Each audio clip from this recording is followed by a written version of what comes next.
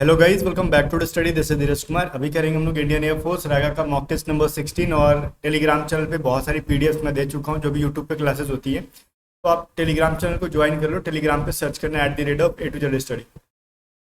और देखो, जो बावरे लोग कह रहे हैं ना कि टेस्ट बड़ा इजी है, देखो मैं बता रहा हूँ, यही लेवल टेस्ट का रह रहा है। जब मॉक टेस्ट में, ऑनलाइन मॉक टेस्ट में ना, तो इंग्लिश और रैगा मिला के उनसे 31 से 35 से आगे बढ़ नहीं पा रहे। ठीक है, यही मैं मॉक टेस्ट मैंने पिछली बार रैगा का ऑनलाइन करके दिया था।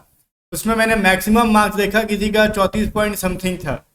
तो फिर तो नानी याद आ जा रही है। देखो फर्क होता है भाई, यूट्यूब पे और ऑनलाइन मॉक्स में फर्क होता है। यूट्यूब पे आपको प्रॉपर टाइमिंग मिल रही है, आराम से हम हर क्वेश्चन को डील कर रहे हैं। एक बार में नहीं बन रहा, दो बार में बन जा रहा है। लेकिन मॉक में ना प्रॉब्लम होता है टाइमर का।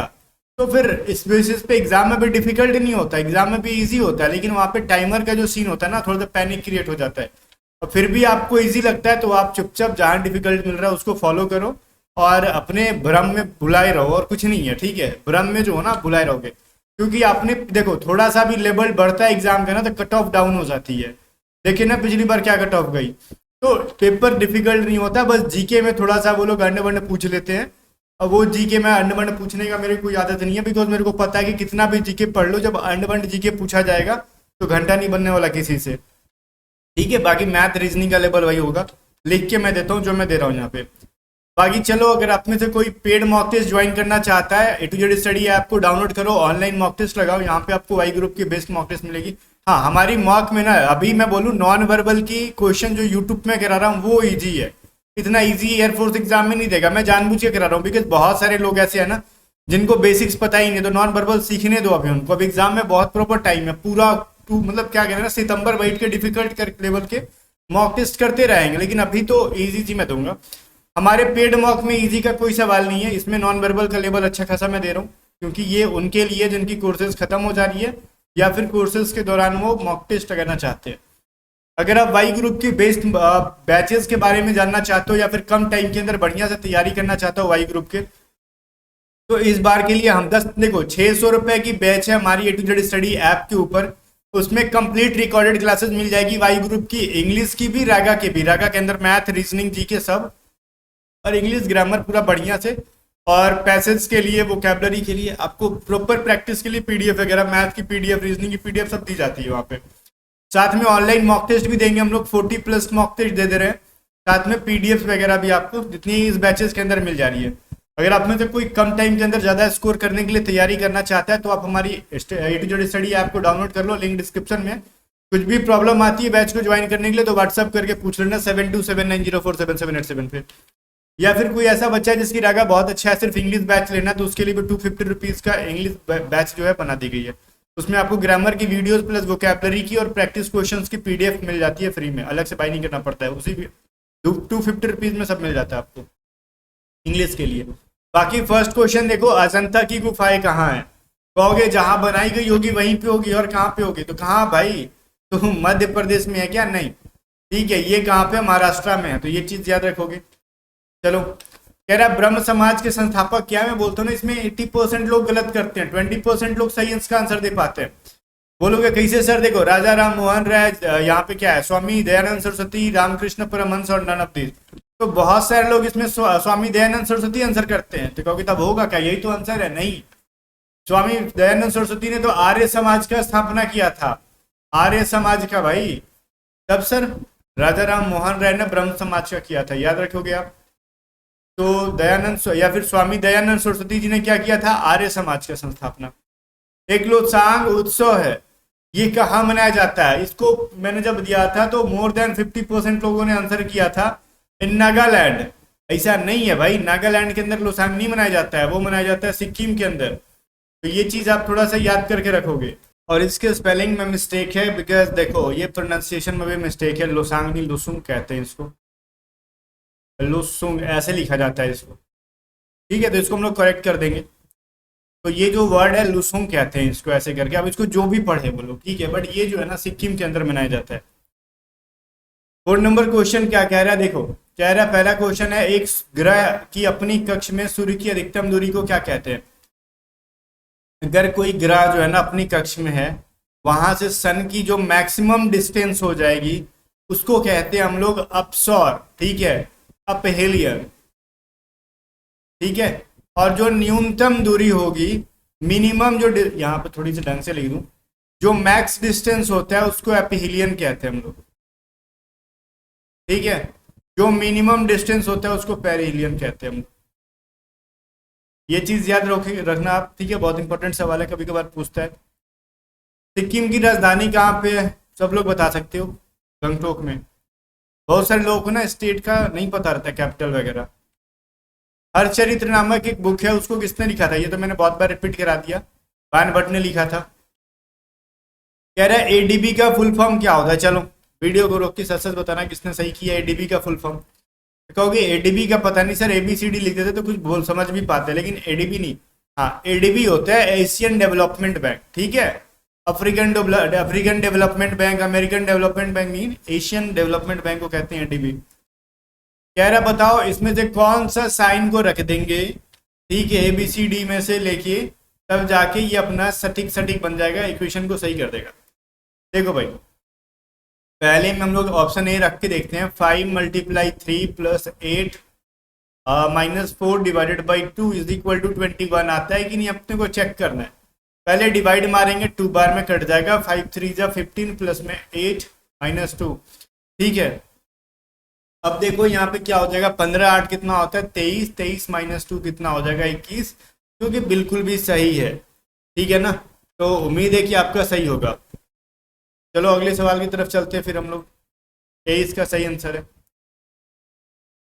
कह रहा है इसको डिक्शनरी वर्ड में सजाओ, वेस्ट, रॉन्ग, विटी, ये वर्स्ट, फिर है क्या कह रहा है भाई, वार लाइक, थोड़ा सा वर्ड ऐसा से दे देता ही ना, वर्स्ट। देखो अब इसमें जब पढ़ते हैं हम लोग इसको, पहले तो WWW सब स्टार्ट है, फिर W के बाद देखो इसके अंदर A है, इसमें R है, इसमें I है, O है, फिर A है, फिर देखो A इसके अंदर भी है, तो पहले A 1 नंबर करेगी 5 नंबर, तो देखो 5 में A के बाद R है और इसमें S है, तो पहले R आता है, तो ठीक है पहले 5 नंबर को डालेंगे। 5 के बाद देखो फिर 1 नंबर को डालना तो ऑब्वियसली है। इसके बाद 5 और 1 हट गया, तो फिर क्या होगा, देखो इसमें रॉन्ग है, इसमें I है, इसमें O है, तो पहले RIO में क्या आता है, बोलोगे सर पहले I आता है, तो ऑब्वियसली 513 से 2 हैं, ए पे भी है और सी में भी है, लेकिन देखो 4 और 2 में देख लो पहले कौन आएगा, तो पहले देखो R आता है कि O आता है, कहोगे O आता है, तो पहले 4 आ जाएगा फिर 2 हो जाएगा। करेक्ट आंसर सी इसका सही है, ठीक है। चलो 10 नंबर में क्या रहा है, रेल को अगर 5796 लिखते हैं, तो टेप को अगर 3748 लिखते हैं, तो पेयर को क्या लिखेंगे, ओके। तो चलो इसको दिमाग लगाओ, कुछ नहीं करना, इजी है ये। पेयर को कैसे लिखेंगे हम लोग, देखो भाई पी को क्या लिखता है, टेप के 3rd नंबर पे पी छुपा है, इसमें 4 है, तो इसको 4 लिख दो। पी के बाद पी में ए है, तो आर में भी ए है, तो ए को 7 लिखा है, यहाँ पे 7 लिख दो। आई को देखो यहाँ पे रेल के अंदर 9 लिखा हुआ है, 9 लिख दो। आर को फिर क्या लिखा है, आर के स्टार्टिंग में 5, तो 47 95 कहाँ पे, ऑप्शन नंबर ए के अंदर है, ठीक है। चलो कह रहा है इसमें से और बताओ, geography, biology, chemistry and physics, इसमें से सबसे अलग कौन सा, ये चीज आपको बताना है, जो सबसे अलग होगा इन सब में से। देखो भाई देखो, बायोलॉजी, केमिस्ट्री एंड फिजिक्स, ये तीनों के तीनों आप साइंस के अंदर पढ़ते हो, जो साइंस वाले हैं, ठीक है। लेकिन जियोग्राफी तो अपने आप में एक अलग सब्जेक्ट है, तो ए सबसे अलग है। 12 नंबर कह रहा है किसी माह की तारीख 23 तारीख को, ठीक है, रविवार था। 23 को क्या था भाई, रविवार था, संडे था, तो 2 सप्ताह और 4 दिन पहले कौन सा दिन पड़ेगा। तो ईमानदारी से इस सवाल को बनाओ, और ईमानदारी से ही जवाब देना कि कितने लोगों ने इस सवाल का सही आंसर दिया था। बट यहाँ पे अगर थोड़ा सा दिमाग का इस्तेमाल करें, तो देखो कह रहे 23 तारीख को तो संडे है, बहुत बढ़िया, लेकिन इसके 2 सप्ताह 4 दिन पहले, तो 2 सप्ताह तो ठीक है, 2 सप्ताह का मतलब टोटल कितना हो गया, 7 + 7 डेज, और 4 दिन और जोड़ लो, तो 14 4 18 डेज हो गया। अब 18 डेज को 7 से डिवाइड मारोगे, तो कितना रिमाइंडर बचेगा भाई, 4 बच जाएगा। तो अब 23 तारीख में आप 4 दिन माइनस करा लो, पहले का पूछ रहा है तो, ठीक है। अब 23 तारीख में माइनस नहीं कराएंगे भाई, 4 डेज, संडे में 4 डेज माइनस करा लो आप संडे में, तो 4 दिन पहले जाओगे, तो संडे से पहले क्या मिलता है, वेडनेसडे। बात समझ में आ गया, बुधवार, खुद से देख लो ना, संडे से पहले सैटरडे, फ्राइडे, ठीक है, थर्सडे, उसके बाद आपका क्या हो जाएगा भाई, ये 3 दिन तो हो गया, और इसके बाद आ जाएगा वेडनेसडे। ठीक है, चलो ये तो इमेजिनेशन वाली चीज़ थी, आराम से बन जाएगा ये। यहाँ पे संडे को भी काउंट करना था, तो संडे एक दिन हो गया, फिर 2 दिन, 3 दिन, और ये चौथा दिन आपका ये थर्सडे हो गया, तो 4 दिन के पहले आ जाएगा वेडनेसडे। ठीक है, ये फोर्थ डे को नहीं लेंगे, 4 डेज अगो कह रहे हो ना आपसे, 4 दिन पहले तो वेडनेसडे था। करेक्ट आंसर बी था। चलो अगला सवाल देखते हैं हम लोग क्या है। अगला सवाल कह रहा है, अगर देखो पिछला सवाल अगर किसी से नहीं बना होगा ना, तो ये मत कह देना कि सर हमने हमारा आंसर कुछ और आ रहा है, मतलब आप गलत आंसर करते हो तो हमको दोष देते हो कि नहीं सर आपने गलत बताया, तो मतलब इतने भी लल्लू पल्लू मत समझना, ये आंसर सही है। तो एक्स और वाई दोनों जो है ना बच्चे हैं आपकी तरह। जेड एक्स का पिता है, परंतु वाई जेड की पुत्री नहीं, जेड की पुत्र नहीं है, तो वाई और जेड में क्या संबंध है? ठीक है बताओ। देखो एक्स एंड वाई दो बच्चे हैं, अब कौन क्या है नहीं पता। अब जेड जो है ना एक्स का पिता है, एक्स का पिता जेड है, तो ऑब्वियसली वाई भी जेड का बच्चा हो गया, एक्स भी जेड का बच्चा ही हो, तो मतलब दोनों बच्चे हैं, मतलब किसी के बच्चे हैं। तो वो बोल रहे हैं कि वाई और जेड में क्या संबंध है। देखो भाई पहली बात ये कह रहा है कि क्या कह रहा है यहाँ पे, वाई जो है पुत्र नहीं है, जब ये पुत्र नहीं है तो ऑब्वियसली पुत्री होगी, तो वाई और जेड क्या हो गया, डॉटर एंड फादर हो जाएंगे। करेक्ट आंसर सी है। ठीक है, चलो अगर मैं बोलूं कि आप पुत्र नहीं हो तो बचे क्या, पुत्री ही बचे ना, मान लो अपने आप को पुत्री हो आप। आगे सीमा का छोटा भाई सोहन सीता से आयु में बड़ा है, श्वेता दीप्ति से छोटी है किंतु सीमा से बड़ी है। आयु में सबसे बड़ा या फिर बड़ी कौन है? तो सीमा का छोटा भाई सोहन है। ठीक है, चलो सीमा का छोटा भाई सोहन है, सीता आयु में बड़ा है, अच्छा सीता से आयु में बड़ा है, ये सोहन सीता से बड़ा है। श्वेता जो है दीप्ति से छोटी है, अब किंतु सीमा से बड़ी है, तो ये श्वेता जो है ना, श्वेता श्वेता में स्पेलिंग मैंने गलत लिख दिया, लड़कियों का स्पेलिंग गलत हो ही जाता है मेरे से। चलो श्वेता है, और श्वेता जो है सीमा से बड़ी है, लेकिन श्वेता दीप्ति से छोटी है, तो दीप्ति इससे भी बड़ी होगी। ठीक है, चलो ऑप्शन नंबर बी यहाँ पे सही है। 15 नंबर कह रहा है, यदि हरा का अर्थ लाल है, लाल का अर्थ पीला। देखो इस सवाल को पूरा नहीं पढ़ने का, मैं बता रहा हूँ पहले पढ़ के, फिर आप पूरा मत पढ़ना। लाल का अर्थ पीला है, पीले का अर्थ नीला है, नीला का अर्थ नारंगी है, तो बताओ स्वच्छ आकाश का रंग कैसा होगा। एग्जाम में जब भी ये सवाल देना आपको पढ़ के लग जाएगा अच्छा अच्छा इसका रंग वैसा, उसका रंग वैसा, जब भी दे रहा है तो चुपचाप छोड़ दो। लास्ट लाइन पढ़ो, क्या कह रहा है, आकाश का रंग कैसा है, कहोगे सर स्काई, आकाश का रंग नीला होता है, ठीक है, या फिर ब्लू होता है, जो भी कहोगे आप। तो आप कहोगे सर आकाश का रंग नीला होता है, अगर ऑप्शन में ब्लू रहा तो हम आंसर कर देंगे नहीं। अब ये देखना कि ब्लू को क्वेश्चन में क्या कहा गया है, कह रहा है नीला का अर्थ नारंगी है, बस ब्लू को जो कहा जाएगा भाई। अब ये मत कहना ना कि नारंगी को भी कुछ कहा गया होगा तब, अरे भाई हमको नारंगी से क्या मतलब, हमको ब्लू से मतलब है, ब्लू का जो नाम है वो रख दो, ब्लू का नाम ऑरेंज है तो ऑरेंज रख दो बस। 16 कह रहा है, जब एक सुबह मीना ने सूर्य की ओर चलना आरंभ किया, सूर्य किधर होते हैं, इस डायरेक्शन में होते हैं, इधर चलती है, कुछ देर चलने के बाद वो अपने लेफ्ट जा रही है। जब भी हम ईस्ट में जाते हैं तो लेफ्ट नॉर्थ की तरफ जाते हैं, लेफ्ट जाने के बाद फिर दोबारा से वो लेफ्ट मुड़ गई। जब भी हम नॉर्थ में जा रहे हैं तो लेफ्ट हमारा वेस्ट की तरफ हो जाता है, और जब हम वेस्ट में जा रहे होते हैं तो फिर वो क्या कह रही है, चलकर बाई मुड़ जाओ, तो फिर बाई मुड़ जाएंगे तो इस बार हम साउथ में जा रहे होते हैं, तो वो किस दिशा में मुंह करके जा रही है भाई, वो साउथ में जा रही है। सिंपल सा लॉजिक है, option number B correct answer है। अब मीना को चलना था, हमारा जीना आराम कर रही है। आगे देखो 17 नंबर सवाल कह रहा है, 17 नंबर, कि पिछले वर्ष मेरी आयु पूर्ण वर्ग संख्या में थी, ठीक है, अगले वर्ष या घन संख्या में होगी, मेरी वर्तमान आयु बताओ। बताओ मेरी कितनी एज है भाई, एग्जैक्टली आप बता पाओगे, सच में बोल रहा हूँ आप बता दोगे। मेरी जो एज है ना वही इस ऑप्शन में एज होगा, क्या रियलिटी में बोल रहा हूँ इस सवाल को नहीं।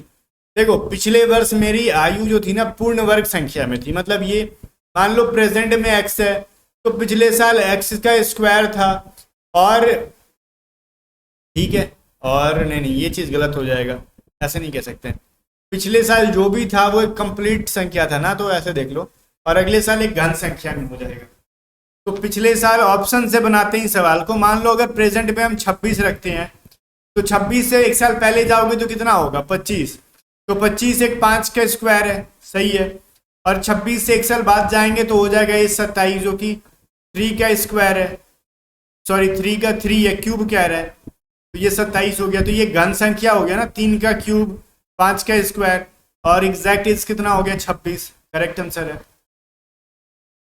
ठीक है, लेकिन मेरी 26 नहीं है भाई, मेरी 25 ही है। ठीक है, चलो अब ये हो गया ना। अब ये देखो, अगर 24 को रख के देख लेते हो ऑप्शन में तो नहीं बनता। अगर 24 प्रेजेंट में रखेंगे और एक साल पहले जाएंगे 23, तो 23 तो कोई भी परफेक्ट नंबर मतलब स्क्वायर नहीं है, और एक साल बाद जाओगे 25 तो 25 कोई परफेक्ट क्यूब नहीं है। तो करेक्ट आंसर आपका 26 ही बनेगा।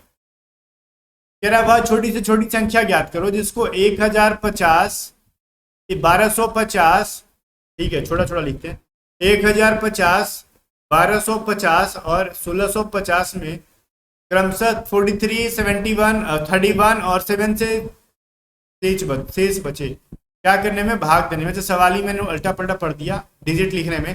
देखो कह रहा है वह बड़ी से बड़ी संख्या बताओ ना जिसमें से इतने इतने नंबर से अगर हम डिवाइड मारेंगे तो वो 43, 31 और 7 शेष देंगे। मतलब आपको क्या करना है कि इसमें सिंपली इसका जो शेष बच रहा है उसको माइनस करा लो, इसका जो शेष बच रहा है इसमें माइनस करा लो, और इसका जो शेष बच रहा है इसका माइनस करा लो। और बड़ी से बड़ी संख्या कह रहा है तो इनका क्या कर लो? डिवाइड कर लो। तो ये मिल जाएगा 1007, ये 1249 मिल जाएगा, 1643 मिल जाएगा। इनका आप एचसीएफ निकाल लो।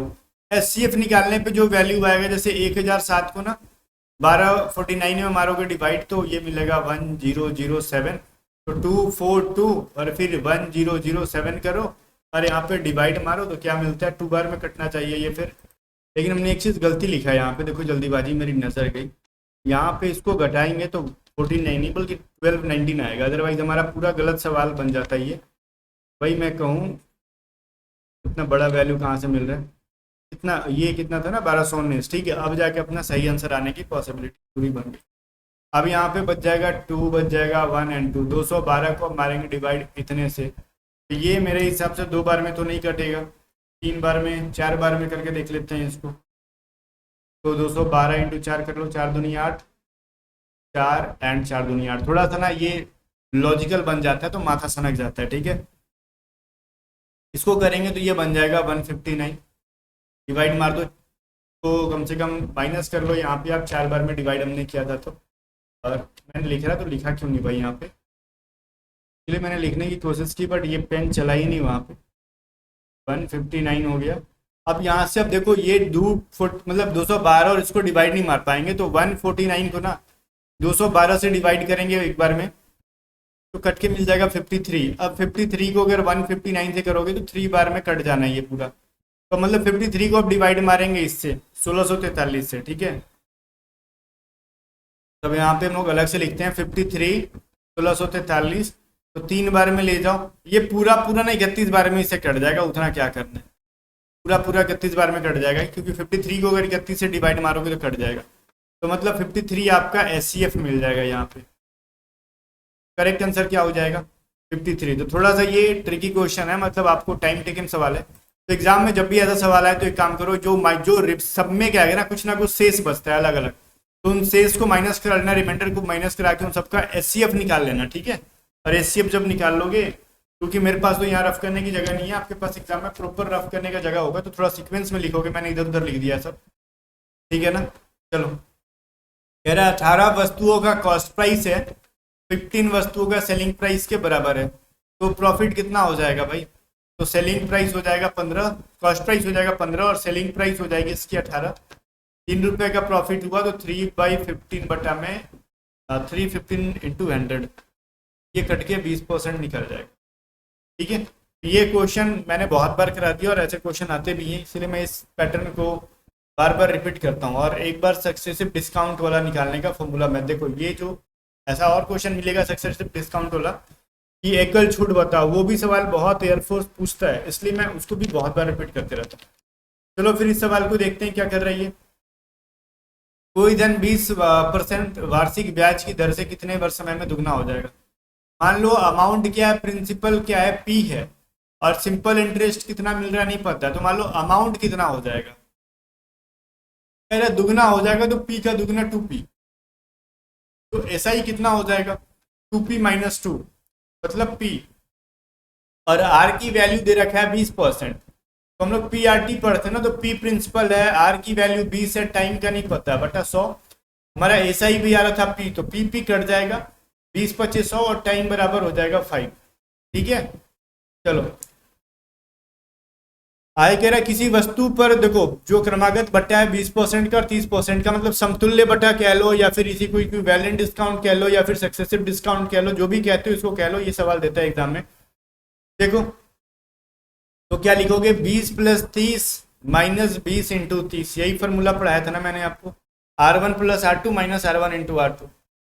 ये कट जाएंगे, ये हो जाएगा 50 - 6 बराबर 44% का डिस्काउंट उस भाई को मिला है, जिसको भी मिला है 44% का डिस्काउंट मिला है। बहुत ही हैवी डिस्काउंट है ये। आगे देखो कह रहा है चीनी के मूल्य में अगर 20% की वृद्धि होती है तो कोई व्यक्ति अपनी खपत कितने % कम करे ताकि उसके मद में खर्च में वृद्धि ना हो। तो चलो प्रतिशत कमी कैसे निकालते हैं हम लोग, मैंने पढ़ाया था पिछली मॉक में। तो 100 × R / 100 प्लस में R कर लो, कमी रहेगा तो प्लस करेंगे, तो 100 × 20 / 120, ये 6 बार में कट जाएगा, मतलब 2 3 और ये 50 बार में, तो 50/3 जिसको कह सकते हो डिवाइड करके 16.66%। ठीक है, ऑप्शन नंबर बी इसका सही आंसर है बिल्कुल भी। ओके चलो फिर अगला सवाल देखते हैं आगे क्या कह रहा है। कह रहा है एक घंटी प्रत्येक 60 सेकंड पर बजती है और दूसरी घंटी 62 सेकंड पर बजती है। पहली 60 सेकंड में बजती है, दूसरी 62 सेकंड में बजती है, और दोनों मिलके ना ठीक 10 बजे बजते हैं। तो अगली बार किस समय बचेंगे, तो इनका एलसीएम निकालेंगे 60 और 62 का। ठीक है, तो कितने से जाएगा, पहले 2 से जाएगा 30 बार में, ये जाएगा 31 बार में। अब इनका क्या करें हम सर, अब कुछ नहीं करे सर, चुपचाप मल्टीप्लाई कर दे सर, 2 × 30 × 31, तो ये हो जाएगा 60 × 31, और ये क्या हो जाएगा 06, मतलब 1860। तो 1860 सेकंड के बाद दोनों एक साथ बजेंगे, तो कितने बजे, तो 1860 को या तो घंटा में चेंज कर लो या फिर मिनट में चेंज कर लो। तो ये 60 से डिवाइड मारना पड़ेगा 1860 को ना, 60 से डिवाइड कर लो, जितना भी वैल्यू आएगा 18 मतलब 3 बार में कटेगा ये, और ये 1 बार में कट गया, मतलब 31 मिनट। मतलब देखो सेकंड को हम लोग 60 से डिवाइड करेंगे तो वो मिनट में कन्वर्ट हो जाएगा, तो 31 मिनट के बाद वो जाके दोनों घंटी एक साथ बजेंगे। क्योंकि सर 31 मिनट तो ऑप्शन में है भी नहीं, यहाँ पे आपने 31 मिनट ला दिया। तो पहली बार वो 10 बजे बज रहे थे, दूसरी बार 31 मिनट हम लोग ऐड कर देंगे उसमें, तो 10:31 पे दोनों एक साथ बजेंगे। सिंपल सा लॉजिक है, ऑप्शन नंबर सी है। ठीक है, चलो कह रहा है 45